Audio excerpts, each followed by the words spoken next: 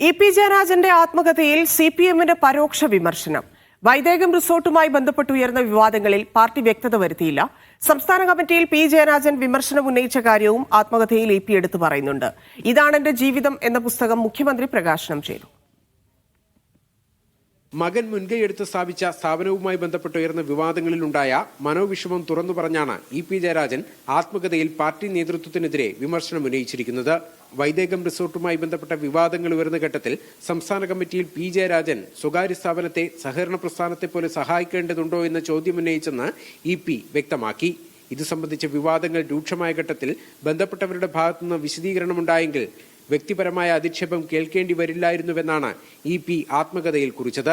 താൻ പങ്കെടുക്കാത്ത സംസ്ഥാന കമ്മിറ്റിയിൽ പി ജയരാജൻ ഉന്നയിച്ച വിഷയം അടുത്ത കമ്മിറ്റി യോഗത്തിലാണ് ബോധ്യപ്പെട്ടതെന്നും ആത്മകഥയിലുണ്ട്. LDF കൺവീനർ സ്ഥാനത്ത് നിന്ന് മാറ്റിയ ഘട്ടത്തിലുള്ള മനോവിഷമം കേന്ദ്ര കമ്മിറ്റിയെ അറിയിച്ചതായും ഇ.പി. തുറന്നെഴുതി. കമ്മ്യൂണിസ്റ്റ് നേതാക്കൾക്ക് സാധാരണ നേരിടേണ്ടി വരുന്ന ദുരാരോപണങ്ങൾ ജയരാജനും നേരിടേണ്ടി വന്നിട്ടുണ്ടെന്ന് ആത്മകഥ പ്രകാശനം ചെയ്ത മുഖ്യമന്ത്രി പറഞ്ഞു.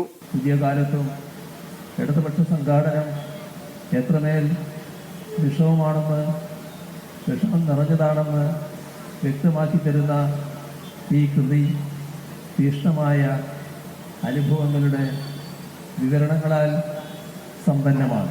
തകർക്കാൻ ശ്രമിക്കുന്നവർക്കുള്ള മറുപടിയാണ് തന്റെ ആത്മകഥയെന്ന് മറുപടി പ്രസംഗത്തിൽ ഇ.പി. ജയരാജൻ ഓർമ്മിപ്പിച്ചു. ജനങ്ങൾക്ക് ആവശ്യമുള്ള കാര്യങ്ങൾ ചെയ്തു കൊടുത്തുകൊണ്ട് ആ ജനങ്ങൾക്കിടയിലൂടെ നടന്നിട്ടുള്ള ഒരാളാണ് ഞാൻ.